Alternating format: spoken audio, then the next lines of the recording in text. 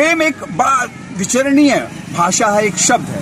पशु से प्रेम, पक्षियों की भाषा और एक इंसान की भाषा। लेकिन जब प्रेम एक वहशी पने में चला जाए तो प्रेम की परिभाषा ही बदल जाती है। और शायद ऐसा ही कांड हुए हैं जिनमें प्रेमियों ने प्रेमिकाओं की बड़े बीभत्स तरीके से हत्या की। आखिर ये समाज को क्या आईना दिखाना चाहते हैं, इस पर हम आपको एक रिपोर्ट दिखा रहे हैं। उत्तर प्रदेश के आजमगढ़ की अहरौला की इस घटना को हम आपको अवगत कराते हैं। उत्तर प्रदेश के आजमगढ़ के अहरौला थाना क्षेत्र के पश्चिम पट्टी गांव गौरीकापुरा गांव के बाहर सड़क के नजदीक एक कुएं में बीते 15 नवंबर को एक युवती का शव बरामद हुआ। शव को वहशियों ने कई टुकड़ों में काटा था। सिर कटी लाश होने से उसकी पहचान बड़ी मुश्किल थी। गांव के चौकीदार ने पुलिस को इस बात की इतला दी। पुलिस आनन फानन में वहां पर पहुंची। वहां की तस्वीर देखकर पुलिस बड़ी हैरान थी। पुलिस ने लाश को बाहर निकलवाकर उसकी तफ्तीश करनी चाहिए। बाद में चौकीदार की तहरीर पर पुलिस ने कार्रवाई शुरू की। बाद में पुलिस ने आरोपी प्रिंस को गिरफ्तार कर लिया।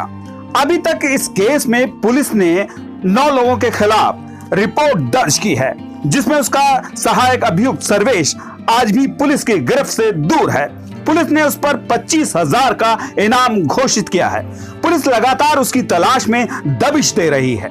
इस हत्या के पीछे जो कहानी सामने आई उसके मुताबिक मृतक युवती और वहशी हत्यारे के बीच प्रेम संबंध थे।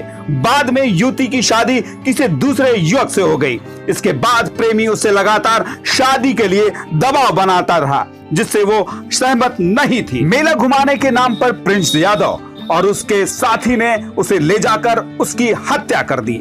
उसके लाश के कई टुकड़े करके उसे कुएं में डाल दिया और सिर को अन्यत्र पोखरी के में फेंक दिया। हालांकि प्रिंस सहित कई परिजन गिरफ्तार हैं और दूसरे सहयोगी को पुलिस तलाश कर रही है। वहीं दूसरी घटना 1995 की है, जब दिल्ली की राजनीति में कभी अपना ऊंचा रसूख रखने वाले सुशील शर्मा ने 1995 में अपनी पत्नी, जो कि इसकी प्रेमिका भी थी, नैना साहनी पर उसको बहुत शक था। इसी शक की बिना पर उसने जुल्म की इंतहा पार कर दी थी। उसने नैना साहनी को गोली मारी और उसकी हत्या के बाद उसके लाश के कई टुकड़े किए और उसे कार में रखकर एक होटल के तंदूर में जलाने की कोशिश की थी।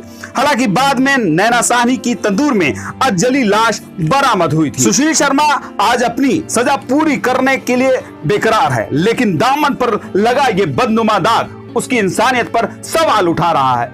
2011 में इसी तरह की एक घटना फिर घटी। एक प्रेमी ने अपनी दक्षिण अफ्रीकी मूल की पत्नी निरंजनी का कत्ल किया और उस लाश के कई टुकड़े कर उसे फेंक दिया। लेकिन आज भी ये केस कोर्ट के अंदर चल रहा है। दिल्ली के श्रद्धा हत्याकांड ने इंसानियत को शर्मसार किया। एक वहशी प्रेमी आफ्ताब ने अपनी लिव इन पार्टनर श्रद्धा को मौत के आगोश में सुलाने के बाद उसके जिस्म के कई टुकड़े किए और उसको फेंकने के लिए कई दिनों तक वो जंगल में जाता रहा नियमित रूप से। लेकिन वो पुलिस के शिकंजे से नहीं बचा। उसने अपने अपराध को कबूल कर लिया है। उत्तर प्रदेश के एक पूर्व IPS अधिकारी ने उत्तर प्रदेश सरकार को 6 पन्नों का एक खत लिखा है कि लफ्ज हाथ पर अंकुश लगाने की बात कही है। उन्होंने पत्र में लिखा है कि उत्तर प्रदेश अवैध धर्म परिवर्तन विशेष अधिनियम 2021 में संशोधन करना चाहिए। यह विवाह के बाद दैहिक संबंधों और लिव इन सब पर लागू प्रतिबंध लगाना चाहिए। हालांकि पूर्व अधिकारी महोदय का सुझाव तो सही है, लेकिन कानून बनाकर क्या इस लिहाज से धर्म परिवर्तन पर रोक लगाई जा सकती है? लफ्ज हाथ पर शिकंजा कसना क्या आसान होगा? मैं एक और बात कहना चाहूंगा कि लफ्ज हाथ शब्द एक जगह ही प्रयोग हो सकता है। ये 3 घटनाएं आपको मैंने दिखाई। इन 3-4 घटनाओं में आप में एक को छोड़कर बाकी एक धर्म विशेष के लोग ही इसमें शामिल रहे हैं। अब मैं इस बार एक और सवाल कहना चाहूंगा लोगों से कि ये आखिर एक इसको लफ्ज हाथ या किसी धर्म से जोड़कर नहीं, बल्कि ये देखना चाहिए कि इस तरह के अपराधी, चाहे वो किसी जात या धर्म के लोग हैं, अगर अपराध इस तरीके का करते हैं तो ये समझे कि एक मानसिक मनोवृत्ति के शिकार लोग हैं जो प्रेम की भाषा शायद नहीं समझते।